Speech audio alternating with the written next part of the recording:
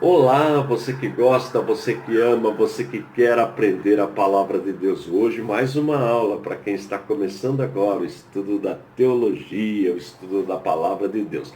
Matéria de hoje, História da Igreja, a nossa história. Para quem já tem o nosso material didático, a matéria está parte no módulo 4 e parte do módulo 5. Então, se você já tem nosso material didático, é só conferir. O ponto de hoje está no módulo 5. E se você ainda não tem o nosso material, depois eu ensino como adquirir. Mas chega de moleza, vamos trabalhar? Ponto de hoje, a Contra-Reforma. Se você perdeu as aulas anteriores, elas estão disponíveis aí no meu canal, no playlist História da Igreja. Hoje nós vamos estudar a Contra-Reforma. O que foi a Contra-Reforma? Veja, a reforma começa com Martinho Lutero em 1517. Nós já aprendemos como surgiu o nome protestante e a reforma ela foi ganhando adeptos. Começa na Alemanha, depois vai para a Suíça, Suécia, Noruega, Dinamarca, esses países, eles tornam-se protestantes, eles aderem à reforma. A Itália continua católica, a França, na Itália e na França a reforma na verdade foi sufocada. Espanha, ela é católica, fervorosa e ela desenvolve a Santa Inquisição, onde os que aderiram à reforma, se ela encontrasse essas pessoas, elas torturavam os pertencentes à Santa Inquisição, considerava a pessoa que aderiu à reforma um herege. Então a pessoa era torturada e até morta, queimada viva. Foi terrível este período da Santa Inquisição. A Inglaterra tem a questão, a história do rei Henrique VIII, que eu vou tratar nas próximas aulas. Muito bem. E a Contra-Reforma tinha por objetivo trazer para a Igreja Católica todas essas pessoas, estes países que aderiram à reforma de Martim Lutero. A reforma de Martim Lutero nós já aprendemos, ela tem 5 pilares. Né? Ele queria uma igreja bíblica, uma igreja racional, uma igreja espiritual, uma igreja individual e uma igreja nacional. Esses são os pilares da reforma.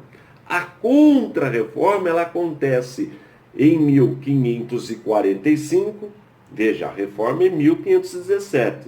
Então, em 1545 começa a Contra-Reforma e vai até 1563. Na verdade, foi um concílio. Concílio é a reunião de todos os bispos na cidade de Trento, que fica na Áustria, e neste concílio, nesta assembleia com todos os bispos, tinha por objetivo analisar o porquê aconteceu esse movimento e como frear esse movimento, o movimento da reforma.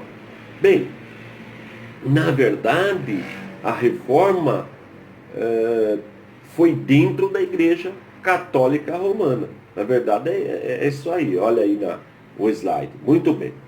E interessante que um grupo que trabalhou muito neste período foram os jesuítas. Já viu falar dos jesuítas? Né? De José de Anchieta, por exemplo. Então, na verdade, esse grupo ele surge em 1534 com o espanhol Inácio de Loyola, que tinha o objetivo foi uma perseguição ativa, perseguição à espada contra aqueles que aderiram à reforma.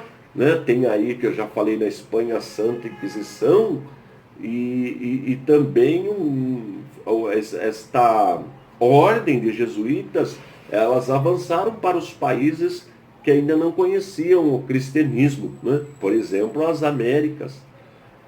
Nós vemos isso acontecendo aqui no Brasil, todo mundo já viu falar disso.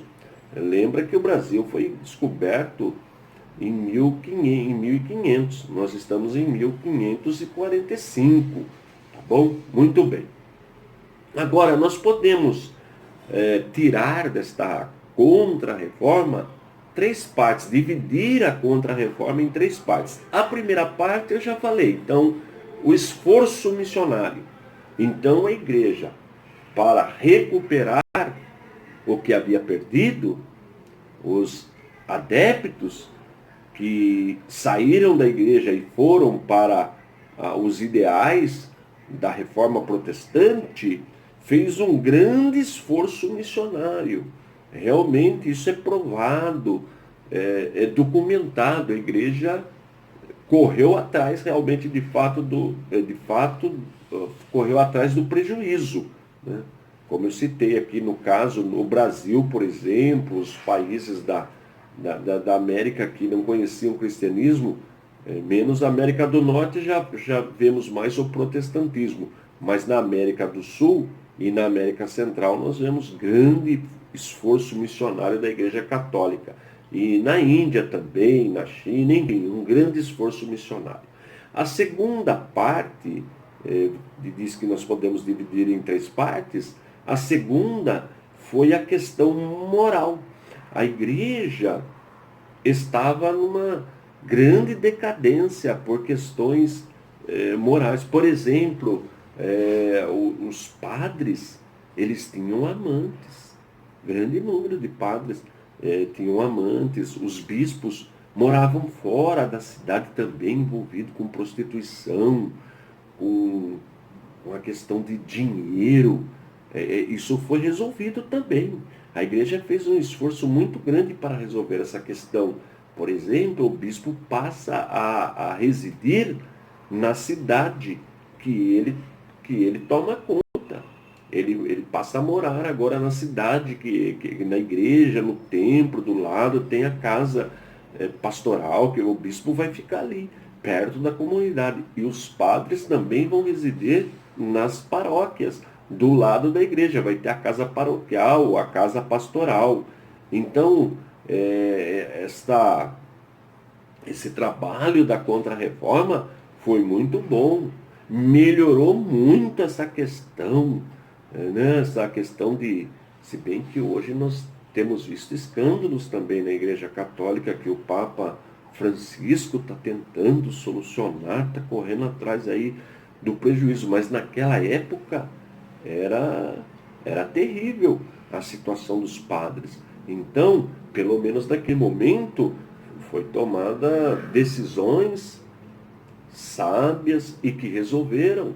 É provado historicamente que essa questão do bispo passar a morar na cidade, que é o bispo que está ali tomando conta dos padres, e os padres, cada um morar na sua paróquia, perto da comunidade, já ajudou bastante.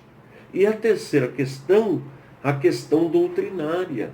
Só que na questão doutrinária não teve avanço. A Igreja Católica, ela não abriu mão daquelas doutrinas que foram negadas por Martinho Lutero, porque não tinha base bíblica. E para defender, por exemplo, a doutrina do purgatório, de rezar pelos mortos, a igreja, no Concílio de Trento, nesse concílio, que é o concílio da Contra-Reforma, passa a considerar canônicos os livros apócrifos, principalmente primeiro e segundo Macabeus, de onde ela tira essa doutrina do purgatório e de orar pelos mortos. Daí a importância, por isso que nós colocamos na Bíblia Apologética, quando termina a Bíblia, no apêndice, os livros apócrifos na íntegra, para que você possa entender por que esses livros não são inspirados por Deus, não são canônicos, mas eles são aceitos pela Igreja Católica. Tobias, Judite, Sabedoria, Eclesiástico, Baruco, primeiro Macabeus, segundo Macabeus, acréscimo de Esther e Daniel. Está vendo a importância de conhecer a história e entender por quê? E esses livros estão na Bíblia Católica, foram oficializados nesse concílio, Concílio de Trento, porque foi na cidade de Trento, na Áustria, que começou em 1545 e durou aí quase 20 anos, terminou em 1563. E nesse documento, então, oficial da Igreja Católica, estes livros passam a ser considerados também inspirados por Deus. Tá bom? Na próxima aula a gente continua o assunto sobre a Contra-Reforma e vamos ver também o desenvolvimento das igrejas protestantes. Se você quiser saber mais um pouquinho, eu queria mais informações, acesse o nosso site, é o www.cp.com.br, www.cp.com.br. Tem muito material lá sobre a reforma protestante, sobre a Contra-Reforma, sobre as indulgências, jesuítas. Tudo isso você encontra no nosso site sem custo algum. Pode baixar a matéria, imprimir, fique à vontade. E o nosso curso também, nosso material didático, está tudo lá. Porém, aquele desconto de 50% não tem mais no site. Mas para você, eu dou o desconto de 50%. É só você enviar uma mensagem para mim pelo WhatsApp. Só escrever, estou vendo as aulas aí, eu quero aquele desconto de 50%. Eu libero para você. O WhatsApp é o 21986223266.